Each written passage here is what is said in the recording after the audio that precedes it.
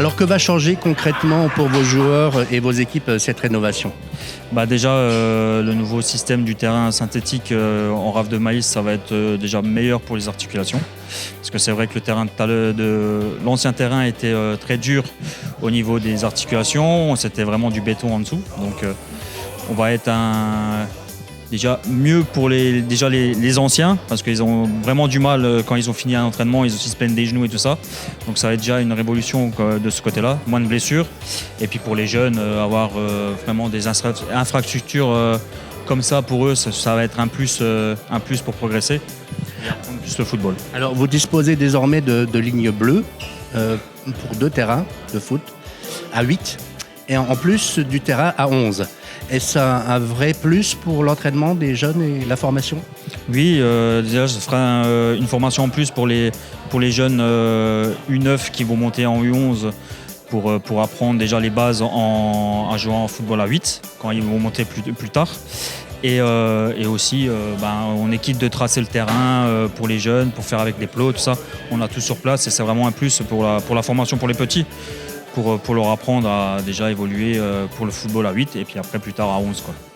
Alors l'éclairage LED remplacera l'ancien système. Cela va-t-il vous permettre de programmer plus d'entraînements en soirée?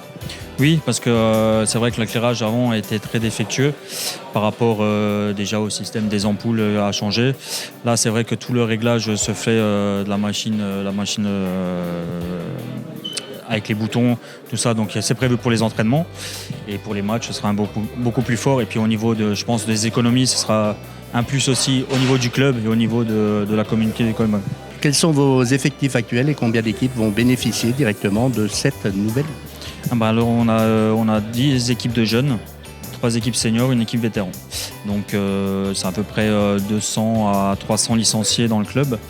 Donc le terrain sera pris vraiment tous les soirs, le mercredi matin aussi pour les plus petits. Mais sinon tous les soirs sera utilisé. En plus il y a les écoles qui viennent dessus la journée, plus encore l'AS Nasvillers qui vient le mercredi et le Vich qui vient le lundi. Attendez-vous à un impact sur l'attractivité du club, peut-être une hausse du nombre de licenciés ou une meilleure organisation des compétitions? Oui, c'est pour but d'attirer du monde aussi au niveau des petits, surtout des petits. Mais surtout, avoir des infrastructures comme ça attire vraiment des personnes. On sait qu'ils seront bien sur le terrain. Et puis au niveau de la formation aussi, quand on a du bon matos, on peut juste faire du bon travail.